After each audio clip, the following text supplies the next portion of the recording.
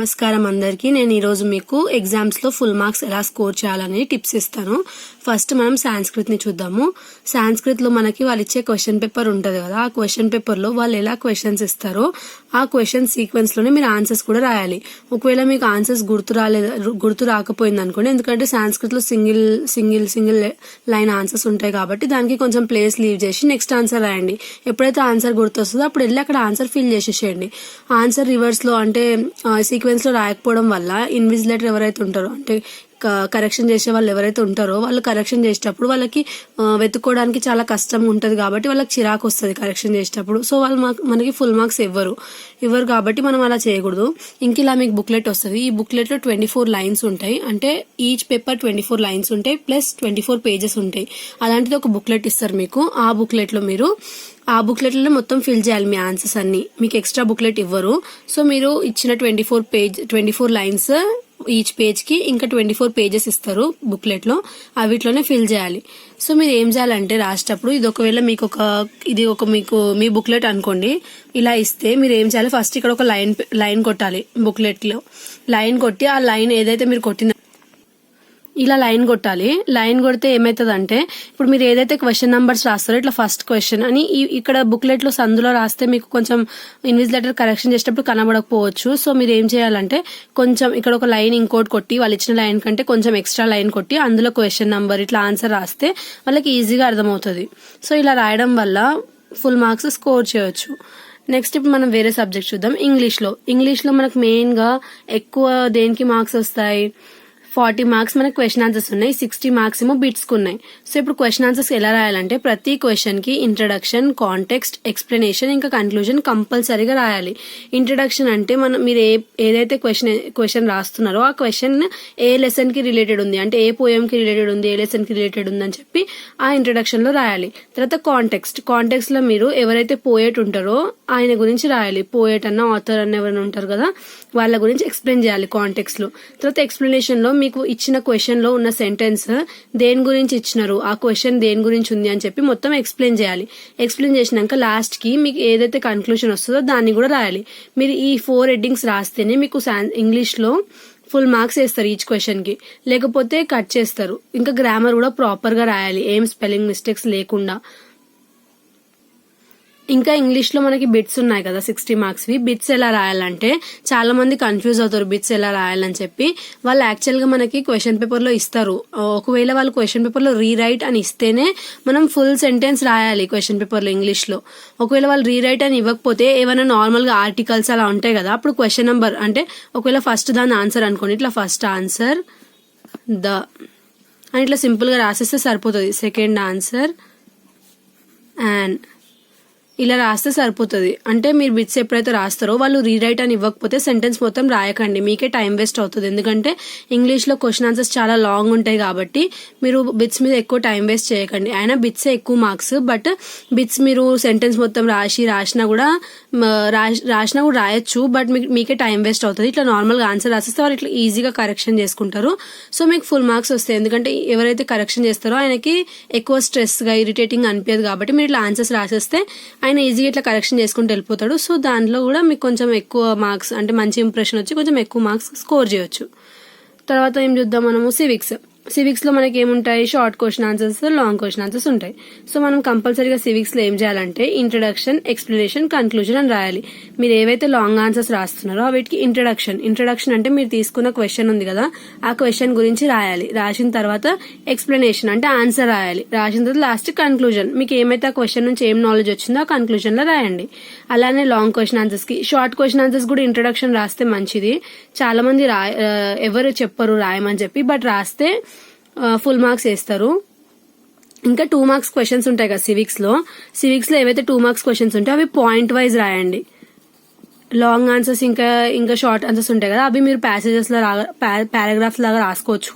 But ఏవైతే 2 marks ఉన్నాయో అవి పాయింట్స్ లాగా రాయండి. ఎందుకంటే పాయింట్స్ లాగా రాస్తే మీకు ఏదైతే కాన్సెప్ట్ అర్థమైందో అది పాయింట్స్ లాగా రాయడం వల్ల ఏమవుతుందంటే అది కొంచెం లాగ్ గా కనిపిస్తుంది. లాగ్ గా కనిపించడం వల్ల ఎక్కువ మార్క్స్ స్కోర్ చేయొచ్చు.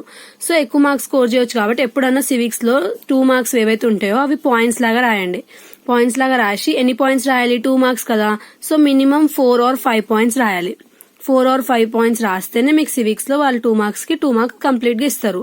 సో మీరు ఏదైతే కాన్సెప్ట్ రాస్తున్నారో అది మీకు బాగా తెలిసినట్టు ఉంటేనే రాయండి, ఏదో గెస్ట్ చేసి రాయకండి. ఎందుకంటే సివిక్స్ కదా, సివిక్స్ లో మొత్తం కొంచెం లాస్ గురించి, ఏవైతే జస్టిస్ గురించి, అవిటి గురించి ఉంటాయి కదా, సో అవి మనం చేంజ్ చేయలేము. సో మీరు పర్టికులర్ గా సివిక్స్ మాత్రం కంపల్సరీగా చదువుకోవాలి.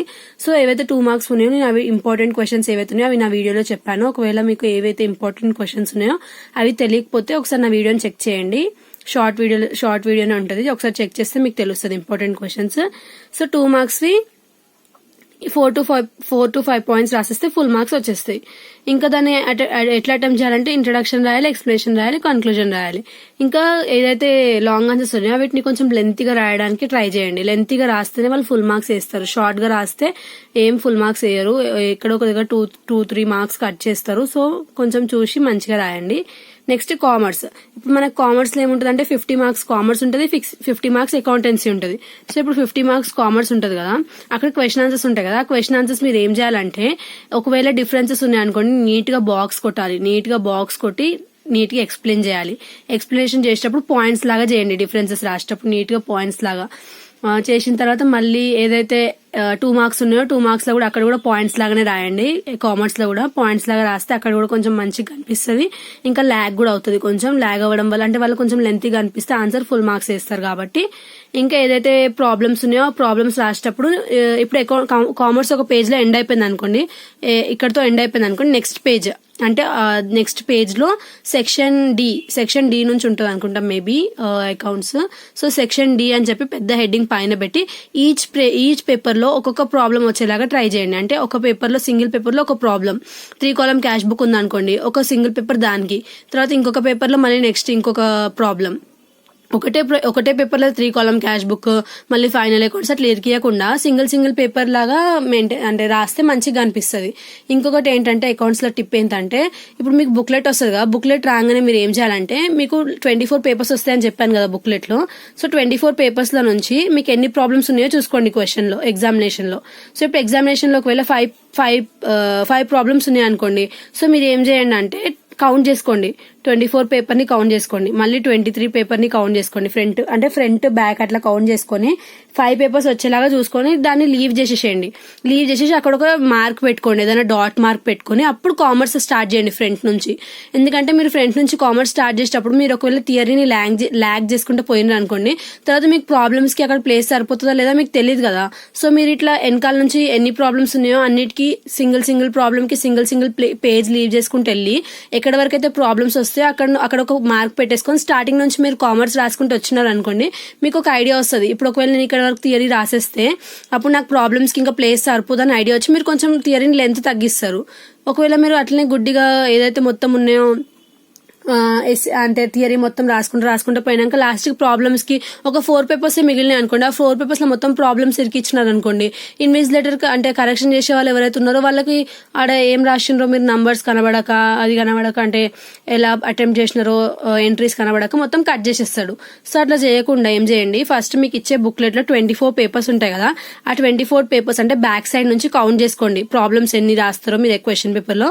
అంటే నేను ఎలా చెప్తున్నానంటే, ఇట్లా లాస్ట్ నుంచి అంటే ఈ బుక్లెట్ లాస్ట్ అనుకోండి ఎండింగ్, ఇక్కడ నుంచి 1, 2, 3 అట్లా బ్యాక్ సైడ్ కి 5 పేపర్స్ కౌంట్ చేసుకుని అప్పుడు ఫ్రంట్ నుంచి అంటే మీకు ఇచ్చిన బుక్లెట్ లో నార్మల్ గా ఆన్సర్స్ రాసుకోండి.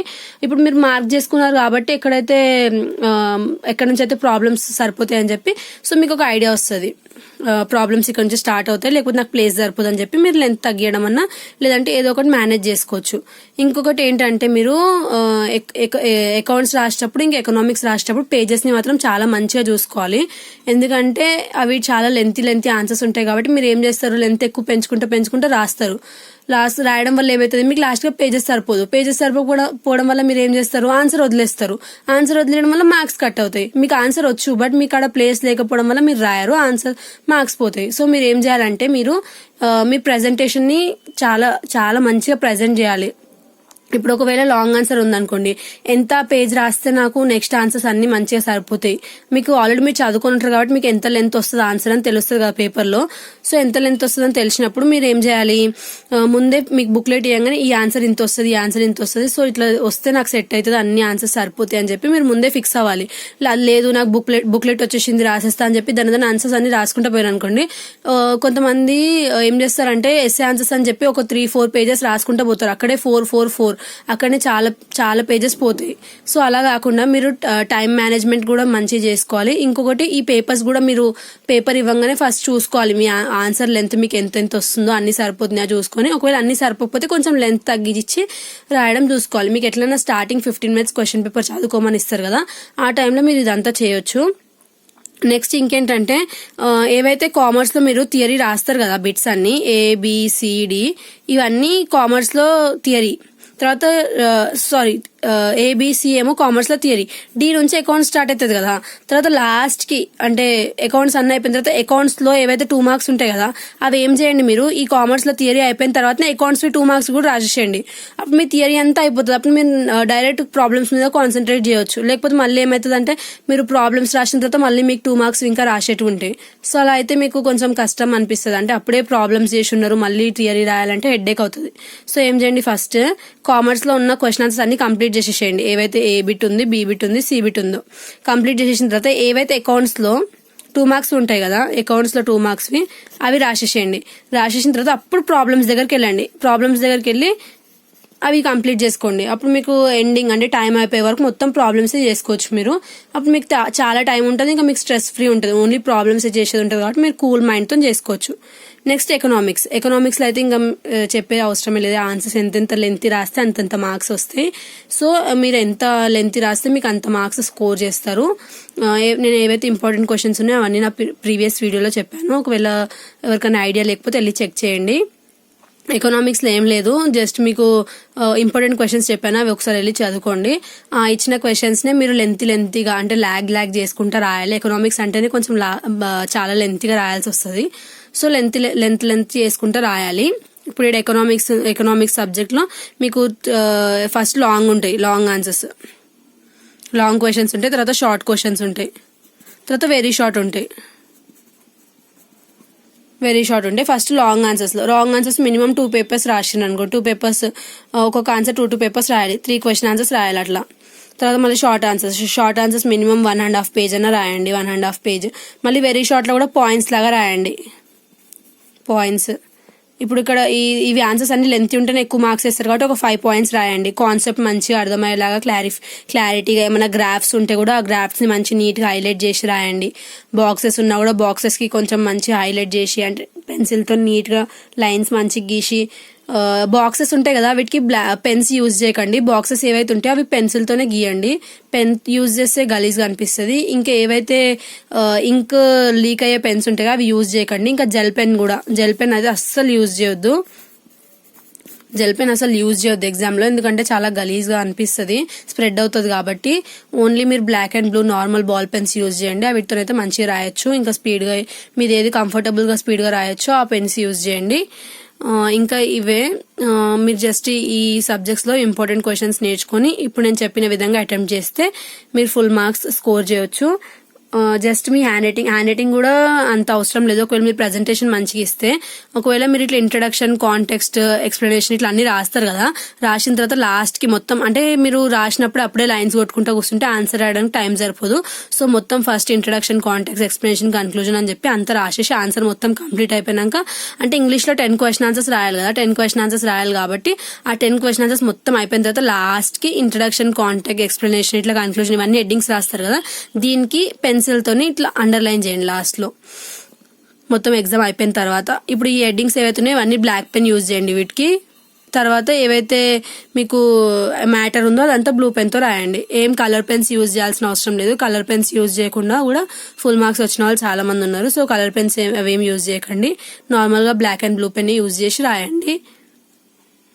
ఇవన్నీ టిప్స్ ఫాలో అయితే మీరు ఫుల్ మార్క్స్ స్కోర్ చేయొచ్చు. మీకు మాత్రం బుక్లెట్లో ఇలా ఉంటుంది, ఇంగ్లీష్లో మాత్రం ఇలా అటెంప్ట్ చేయాలి. గుర్తుపెట్టుకోండి, ఏవైతే రీరైట్ అని ఉంటాయో, రీరైట్ ద సెంటెన్స్ అని ఉంటుందో క్వశ్చన్లో చూసుకోవాలి మీరు. రీరైట్ అని ఉంటేనే మొత్తం సెంటెన్స్ అంతా రాయాలి. అలా లేకపోతే నార్మల్గా వాళ్ళు ఏమైతే అడిగినారో అది మాత్రమే రాయాలి. వాళ్ళు అడిగిన దానికంటే ఎక్కువ రాయకూడదు. వాళ్ళు కరెక్షన్ చేసేటప్పుడు వాళ్ళకి చిరాకు వస్తుంది. ఒకవేళ మీరు వాళ్ళు రీరైట్ అని ఇవ్వకపోయినా కూడా ఇట్లా నార్మల్గా ఇట్లా ఆన్సర్ రాసే దగ్గర కూడా మీరు సెంటెన్స్ రాసింది అనుకోండి, అప్పుడు ఎక్కడైతే సెంటెన్స్లో దా అని ఉంటుందో దానికి అట్లీస్ట్ అండర్లైన్ చేయండి. వాళ్ళకి అర్థమవుతుంది మీరు దా అని దగ్గర ఇక్కడ రాసిరని. తర్వాత ఇక్కడ యాన్ అని ఉంది అనుకోండి, ఇదంతా సెంటెన్స్ రాసిరు అనుకోండి, దీనికి అండర్లైన్ చేయండి. అప్పుడు వాళ్ళకి తెలుస్తుంది కదా ఇది ఆన్సర్ అని. సో వాళ్ళు డైరెక్ట్ వాళ్ళు కరెక్షన్ చేసుకోవచ్చు. ఏవైతే గ్రాఫ్స్ ఉంటే వీటిని కూడా నీట్గా డ్రా చేసి నీట్గా అంటే మార్కింగ్స్ మంచిగా చేయండి.